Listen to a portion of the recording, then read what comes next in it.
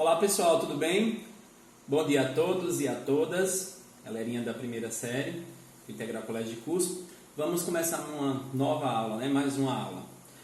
Nesse momento, vou só passar aqui os slides para vocês, para a gente relembrar o que nós estudamos semana passada, que foi a composição química da célula, e assim a gente vai dar continuidade ao nosso conteúdo.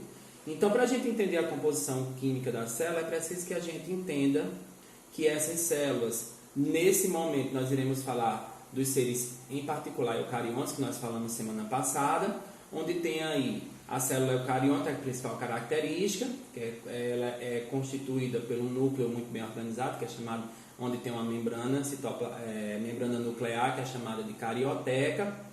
Existe a membrana plasmática, e a membrana que protege o núcleo celular, que seria a carioteca, que vai estar contida justamente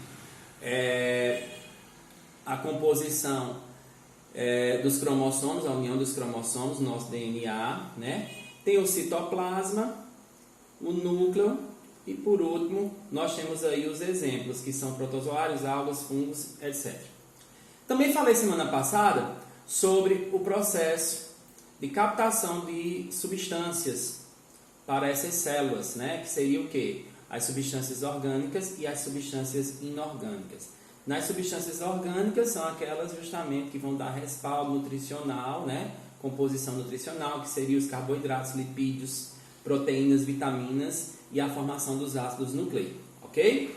E o que nós iremos dar continuidade nesse processo especificamente hoje seria a continuação das substâncias inorgânicas. Eu tinha colocado para vocês justamente a água e os sais minerais, certo? Então as células elas são compostas dessas substâncias justamente para que elas possam realizar o seu metabolismo. Quando nós falamos sobre substâncias orgânicas, nós estamos falando justamente da síntese de substâncias que vêm de matéria viva, Como por exemplo os lipídios, que são as gorduras, as proteínas que estão presentes nas carnes, os carboidratos que compõem as massas, as vitaminas que estão presentes nos legumes, nas frutas, etc. E os ácidos nucleicos que justamente vão compor o núcleo celular.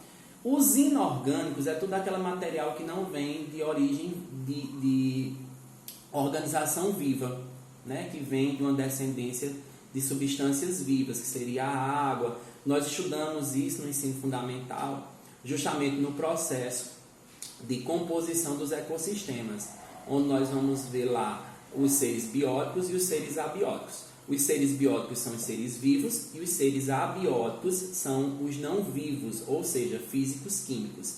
Então, quando a gente fala sobre físicos químicos, nós estamos falando justamente de algumas substâncias que são inorgânicas.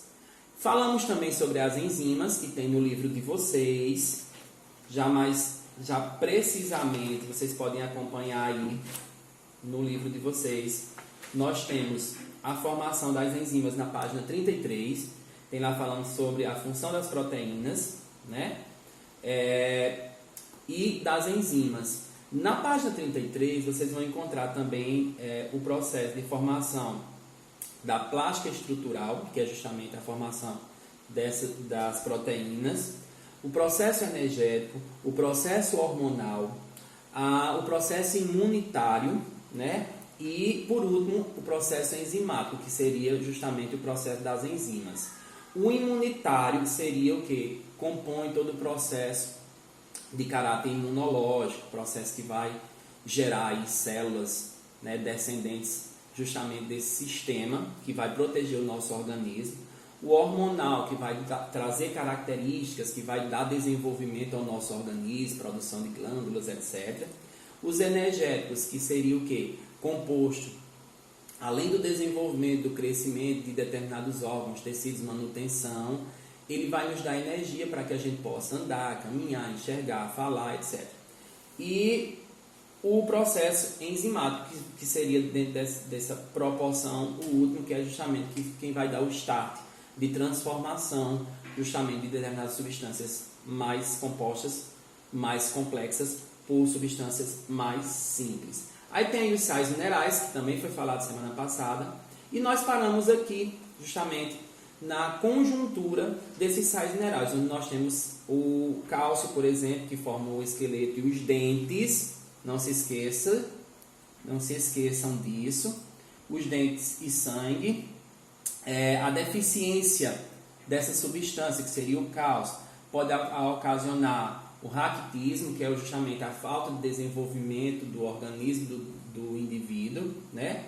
A produção de cárie nos dentes e também problemas sanguíneos, né? Na composição da formação lá das 3 células sanguíneas que nós estudamos também em outros anos, nos anos anteriores, que seria o que? As hemácias, plaquetas e leucócitos, certo?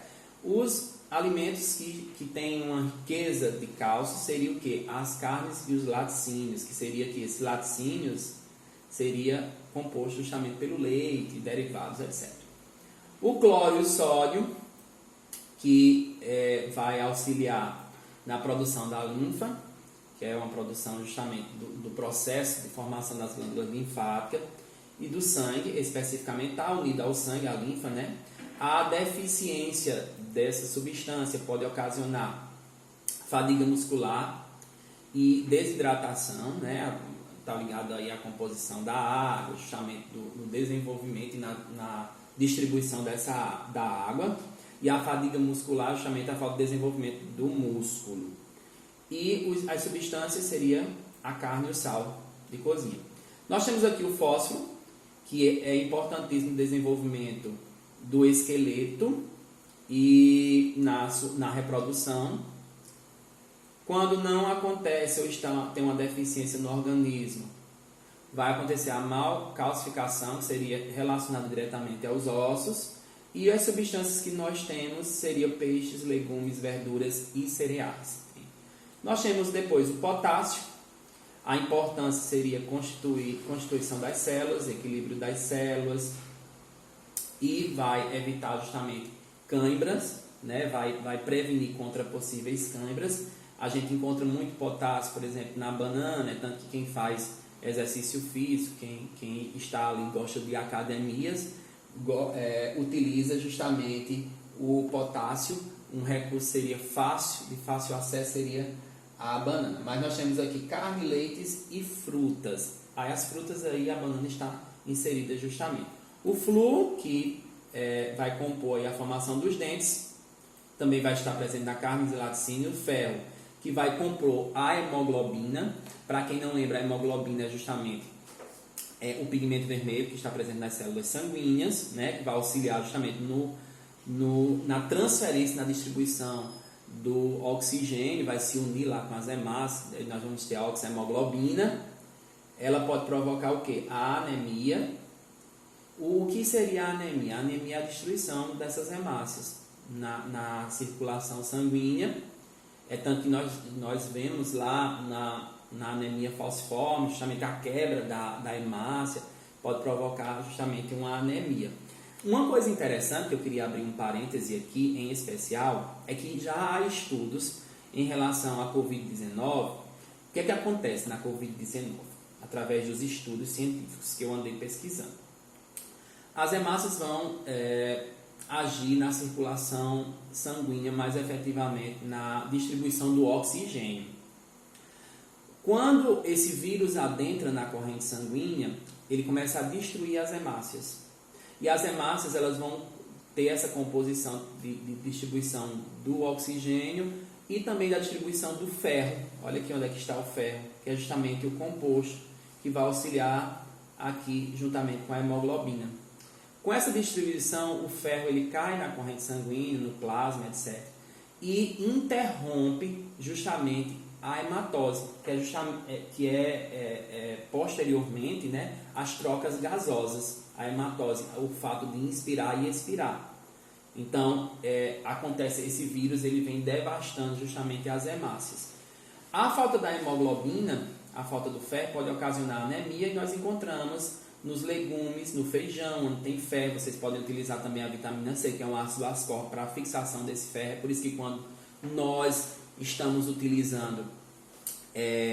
estamos nos alimentando, melhor dizendo, feijão, utilizando de recurso feijoada, a gente utiliza sempre uma fruta cítrica rica em vitamina C, ácido ascórbico, para que o ferro seja fixado com muito mais facilidade. E por último, nós temos o iodo, que faz parte do crescimento, pode ocasionar, já que nós estamos falando do crescimento, pode ocasionar o nanismo, e ele está presente no sal e nos peixes. Aqui nós temos a membrana citoplasmática, que eu também fiz essa correlação semana passada, que é justamente tem as suas peculiaridades, a célula animal da célula vegetal. A célula vegetal tem uma outra característica. Aí temos os recursos da membrana plasmática, né? Ela tem justamente esse processo de englobar substâncias, neutralizar substâncias, seleciona tudo que entra e que sai, né? E existem dois processos em relação à membrana, da membrana citoplasmática em relação às substâncias que adentram no organismo celular, que justamente são as substâncias orgânicas e inorgânicas. A primeira é chamada de fagocitose.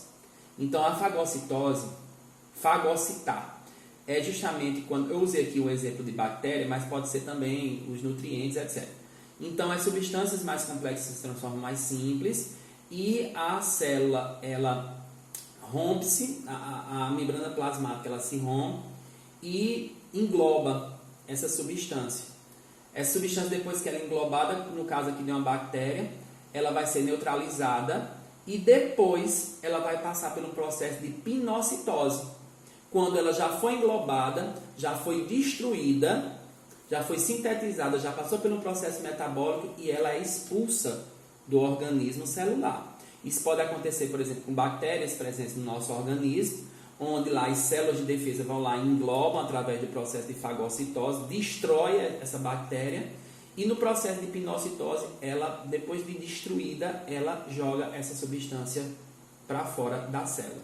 Esse processo ele se dá justamente pela facilitação de proteínas de canal, essas proteínas de canal justamente que vai facilitar. Lembrando que a nossa membrana citoplasmática ela é uma bicamada fosfolipídica, ou seja, formada por proteínas e lipídios, ok? Mais tarde eu estarei no chat para a gente conversar mais um pouquinho sobre esse assunto e na próxima aula nós daremos continuidade sobre esse conteúdo. Muito obrigado e até a próxima.